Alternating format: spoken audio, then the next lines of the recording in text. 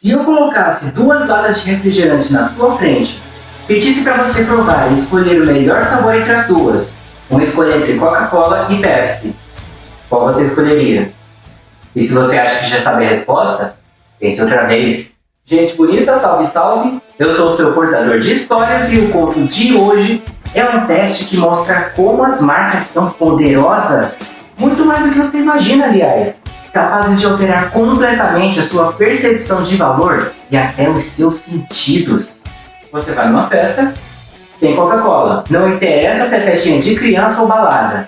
Se a pessoa tá aqui de piral, fica de boa, um gole de Coca-Cola, ela vai tomar. E se você ouve aquele... já é...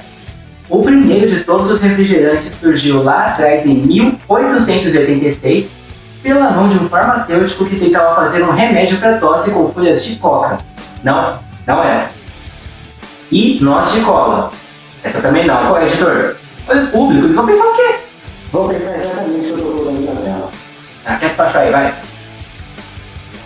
Embora a experiência do farmacêutico John Pemberton nos fundos de sua oficina em Ohio não tenha dado certo no que ele queria fazer, ele resolveu botar nas prateleiras mesmo assim. Não deu outra, e depois que as pessoas descobriram o sabor daquele xarope, vinham atrás de mais e mais. Não, ainda não é essa coca. Vai parar. Em pouco tempo, ele passou a fazer a bebida com água gaseificada, não vender mais como parte dos fármacos. Badabim, badabum. Coca-Cola. Pulamos agora para 1983. 7 anos depois, um farmacêutico chamado Caleb Bradham estava distribuindo uma tal Pepsi Cola na Carolina do Norte, um extrato de noz de cola, baunilha e outros óleos raros que ele começou a chamar de Brad's Drink, bebida do Brad. Ele, obviamente, logo desistiu desse nome, também foi com uma combinação de termos. No caso dele, os termos Pepsina e Cola, já que ele achava que a bebida dele ajustava a digestão igual a essa combinação. Mesmo que a Pepsi nunca tenha usado a Pepsina na receita em toda a sua história, vê se pode. E muitos ainda podem pensar que o Caleb chegou a copiar a fórmula do John Pemberton, logo na primeira oportunidade que teve, já que tantas semelhanças existem tanto na bebida quanto na marca. Mas veja bem, que mesmo que hoje em dia tivesse sido muito fácil que ele chegar onde o John vendia seu refri e copiar tudo lá no estado natal dele, em 1890 não era tão fácil assim. Não era tão fácil assim percorrer os 913 quilômetros entre Columbus, no estado de Ohio, e o estado da Carolina do Norte, já que, de carro, hoje em dia mesmo, você pode levar quase 9 horas para chegar. Agora imagina em 1890, quando os primeiros carros ainda estavam para surgir. Eu vou te dar o benefício da dúvida nessa, coloca aí nos comentários o que você acha dessa treta. Ele passou a maior parte do século XX compensando pelos 7 anos de atraso em estrutura administrativa e publicidade que o John Pemberton conseguiu para a Coca-Cola. E em mais de 80 anos depois, em 1970, a Coca-Cola ainda era total soberana da indústria dos refrigerantes, mundial, absolutamente sem disputa. O próprio Harley Yassijan, coautor do livro The Cola Wars, que explora em detalhes o conteúdo desse vídeo e a luta feroz entre as duas marcas, chegou para o History Channel mencionando como na época tinha tanta propaganda da Coca-Cola, mas tanta, que você podia olhar para uma placa gigante da Coca-Cola e aquilo ia ser tão natural quanto uma árvore no parquinho. Que árvore? Aquela árvore, aquela lá com as folhas. Você lembrou? Isso! Essa árvore, essa mesmo. É, exatamente. Você não conseguiu pensar numa árvore exata. A vibe é essa, de tão natural que era. Nessa mesma época, a Coca-Cola era um gigantesco caso de sucesso em propaganda, um símbolo do que a gente chama até hoje de globalização. Isso porque a maioria dos seus comerciais apostava forte em, primeiro, fazer a Coca-Cola ser a bebida para toda hora. Sim, um sabor pungente e um fervilhar confortável do refresco perfeito para todo momento. Não há nada como uma Coca-Cola gelada. E segundo, em fazer a Coca-Cola ser uma bebida mundial. Inclusive, um comercial sobre um cara estadunidense que não falava uma só palavrinha do idioma local de onde ele estava. Mas no segundo em que ele falou Coca, a outra pessoa sabia exatamente do que ele estava falando. Você fala minha língua? Não. Que tal uma coca? Coca? Coca, bebida. Coca. Ah, Coca-Cola. A Pepsi, nesse tempo, ficou absolutamente sangue nos olhos para não ficar para trás em um mercado onde tinha até 1% de market share, significava centenas de milhões de dólares. Cada gotinha contava. Eles, então, assumiram uma outra persona. Eles eram um amigão da vizinhança. Chegou nos anos 80 e a Pepsi passou a botar toda a sua grana em ser reconhecida nas ruas em vez dos centros comerciais, chamando celebridades populares como o próprio Michael Jackson para fazer publicidade para eles. Eles se intitularam A Escolha da Nova Geração e estavam nas baladas, nos bairros, perto dos espaços de trabalho. As propagandas da Pepsi tinham um número exponencialmente maior de pessoas diversas. Dança e música pop, até mesmo uma versão da famosíssima Billie Jean.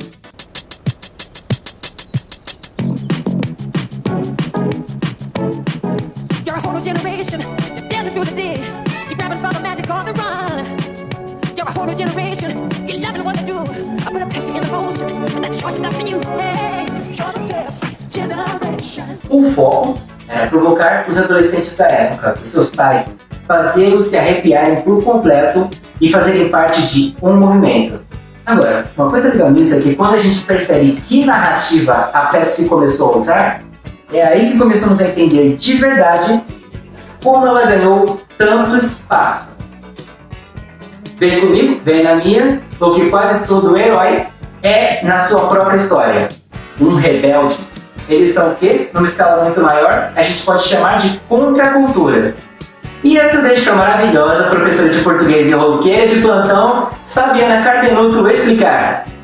Meu nome é Fabiana Cardenuto, eu sou professora de língua portuguesa e língua inglesa aqui no IPEC Martin Luther King. Que a contracultura é um movimento que surgiu, é esquerdo filosófico, sociológico aí na década de 50, mas teve o auge na década de 60, que é justamente a rebeldia contra os padrões do sistema. Então, vamos dizer que o rock and roll, na época, foi uma grande contracultura, né? Fez parte da contracultura. Acho que ainda faz, né? É verdade. Lembrando que eu vivi assim no final dos anos 80, comecei dos 90, minha adolescência. E a gente diz então que esse movimento aí de rebeldia, do não ao óbvio, né? Um dos maiores exponenciais é a música, né? As artes em geral. Eu sempre gostei muito dessas coisas diferentes da contracultura.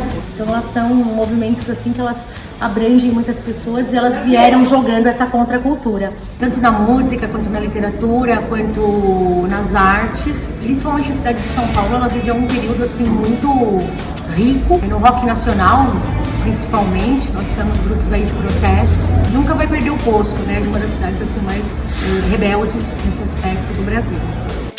Capitão América e Soldado Invernal, Katniss de Jogos Vorazes, Tris em Divergente, Clube da Luta, V de Vingança, Freaking Robin Hood e Free Guy são só alguns exemplos de quem luta contra um sistema. Se a gente pensar em todos os perdedores, a gente vai ficar aqui por umas 2 horas. Essa é a narrativa do oprimido, do perdedor, aquele que você quer ver vencer. Uma das mais eficazes e mais usadas jornadas do herói na ficção. E a Pepsi foi fundo nisso, colocando a Coca-Cola como o sistema e eles mesmos como a revolução. E não é que pegou. Essa rivalidade teve tudo para se tornar épica. E no mundo do marketing, foi um tremendo duelo de titãs. Não se falava de outra coisa. Era por notícia, por propaganda, por publicidade, companhias, campanhas e aparições especiais. Hoje em dia, essa rivalidade é tão forte que alguns restaurantes grandes, ao vender uma das marcas, ficam absolutamente proibidas de vender a outra. Será que você já reparou? Vai de quê? Coca. Só Pepsi, pode ser? Pode ser. Sai uma Pepsi! Uma Pepsi! Pepsi! Vai logo, vai pegar! Puxa na memória, o que vai acontecer se você tentar pedir uma Pepsi no McDonald's para variar? Ou então, quanto tempo você já passou quando criança procurando o botão da Coca-Cola no refil do Burger King? Perto do fim dos anos 80, Essa rivalidade e a trama do herói contra o sistema da Pepsi levou a diferença entre as duas a sair para míseros 5% no mercado. E o tamanho disso tudo fez nada menos do que mudar a forma de se fazer marketing e relações públicas para sempre. A cultura dos ídolos, como você conhece hoje, as parcerias com as marcas famosas, o reconhecimento e a validação desses crossovers, segundo especialistas, começou naquela época, graças ao refrigerante Pepsi. É isso aí. A culpa é deles, pessoal. Pegando todos os grandes astros que eles podiam pagar para fazer algum tipo de propaganda. Todo mundo com uma voz na época, eles pegaram isso e fizeram o pessoal da época pensar naquelas celebridades e imediatamente pensar neles. Se um outdoor ali ou uma geladeira lá no filme, isso ajudaria a estabelecer o período. Então tornou-se parte da cultura pop, o que ajudou a construir a marca.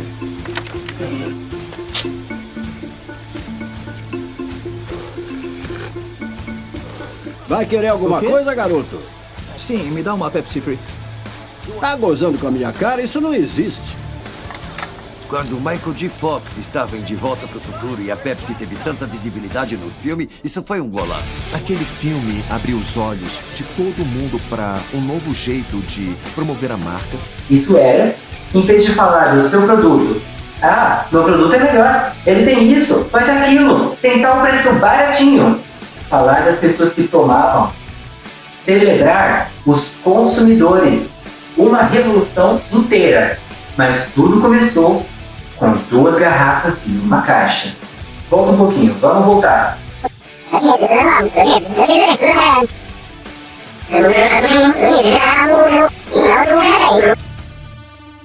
Porque essa revolução aí começou com uma tática de vendas muito da sortuda.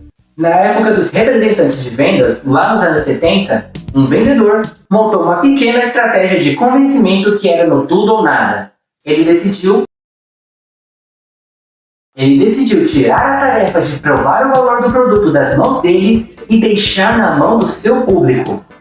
O desafio da Pepsi era o seguinte: ele levava 2 garrafas de refrigerante, dava um copo de cada garrafa para uma pessoa aleatória, com as respectivas garrafas atrás de uma caixa fechada, e a pessoa tinha que provar e dizer qual era a melhor, tendo que escolher, na verdade, entre Pepsi e Coca-Cola. A maioria das pessoas que fazia parte daquele teste eram consumidores regulares de Coca-Cola. Tomavam ela todo dia e toda hora numa época em que o povo dos Estados Unidos começava uma estatística de tomar mais refrigerante até do que água. Refrigerantes são a bebida de escolha de muitos americanos. Bebemos mais refrigerante do que água, 195 litros cada, este versus 39. Até o próprio vendedor se surpreendeu vendo que quase todo mundo acabou preferindo Pepsi em vez de abrir a felicidade. E é aí que tá. Sempre, em quase todo momento em que alguém era perguntado entre uma e outra, era Coca-Cola.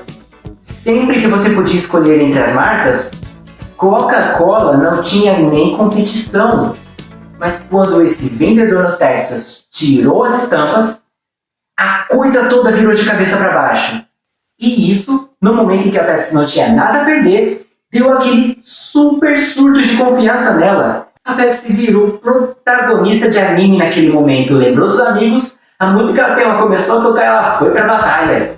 E mesmo que hoje em dia a Coca-Cola ainda seja assim superior à Pepsi em questão de market share, em questão de posicionamento de marca, isso mostra pra gente que o poder de uma marca pode literalmente mudar a sua preferência, pode mudar a sua percepção. Porque mesmo que a Pepsi tenha provado por A mais B que o sabor deles era objetivamente superior, Coca-Cola ainda vencia em compras. Ainda é Coca-Cola que você vai ver nas festas e churrascos. Eu não sei o que estou fazendo. E com base num gole, os americanos escolhem o produto mais doce. A Pepsi entendeu isso e tirou vantagem. Deixa eu adivinhar, essa é a Pepsi? Revele. Você acertou. Ah, meu Deus, eu não acredito. Era uma chance em 2. Muito bom.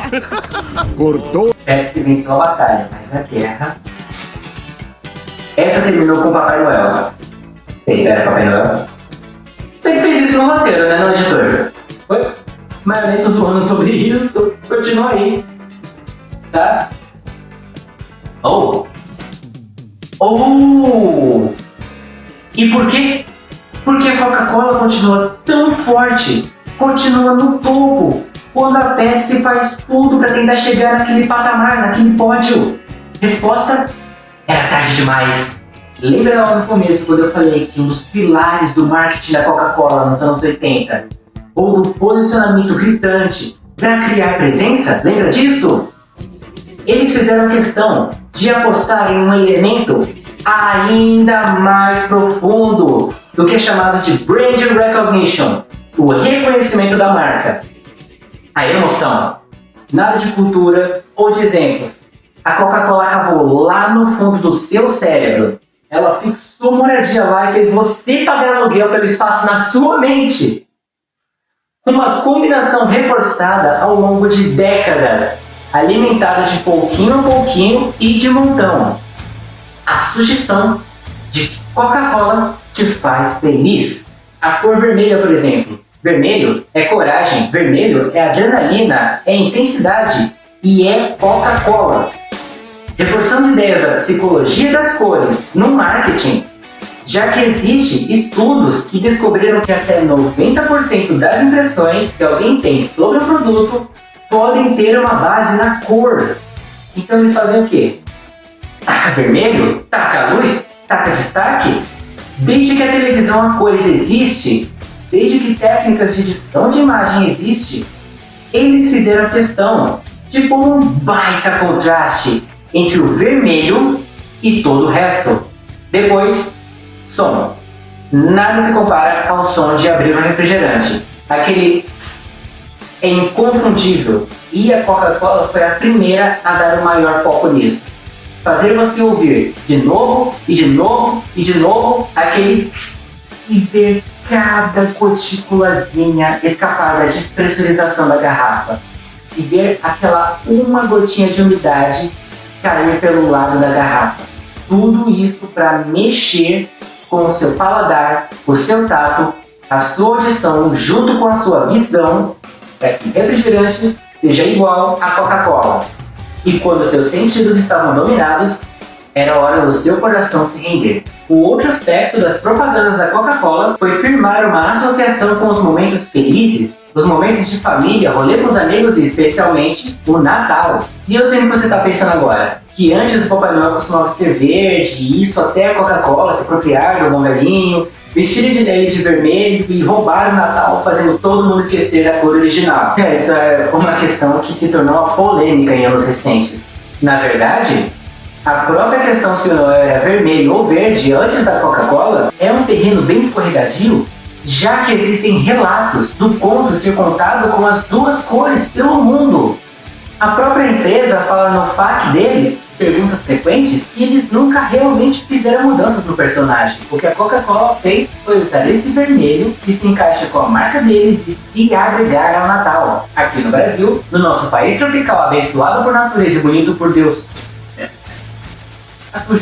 Enfim, aqui temos a famosa história dos caminhões da Coca-Cola nos anos 90 e no começo dos anos 2000, onde eles visitavam cidadezinhas do interior com caminhões cheios de centenas de Coca-Colas abertos dos dois lados para todo mundo ver. Depois transformado em comercial para TV e tradição por alguns anos, foi uma das coisas que mais transformou o Natal dos consumidores e consolidou o refrigerante como sinônimo de felicidade, de união, alegria, plenitude e satisfação. E contra um poder desse, olha, nem dá pra lutar, nem dá pra tentar lutar. Se você quer uma evidência definitiva de como a Coca-Cola se fixou na mente coletiva desse jeito, lembra do teste externo?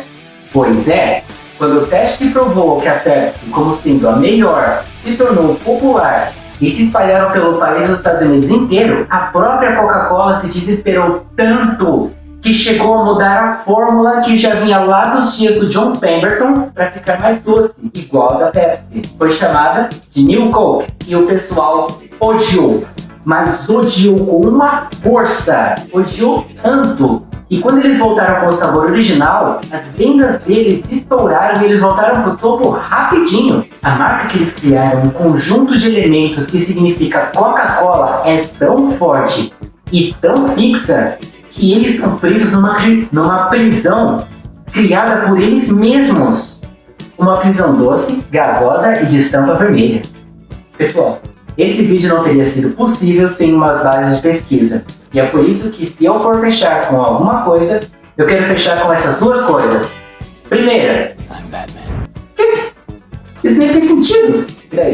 Daí que você vai zoar, pelo menos faz sentido, pô. Primeira coisa, você não fala do Clube da Luta.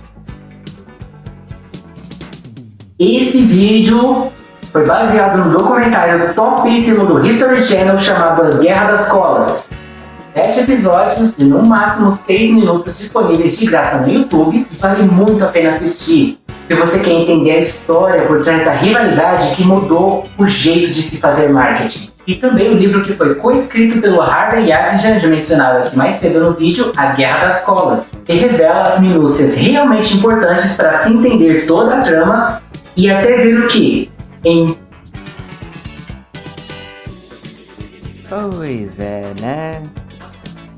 Quem mandou? Fica sem roteiro agora. Enfim, o que ele pretendia dizer é o seguinte: na raiz, são as muitas tendências que a gente pode encontrar nas mídias em relação às celebridades, em relação a essas formas de revolução e contracultura, de como o marketing se tornou entretenimento. Por hoje é só, pessoal. Se você curtiu esse vídeo, compartilha ele para todo mundo que precisa ouvir sobre isso e já ativa o sino notificante para não perder nenhum conteúdo. E lembre-se, você também é um portador de histórias. E é juntos que vamos construir a maior e mais épica das tramas, a vida.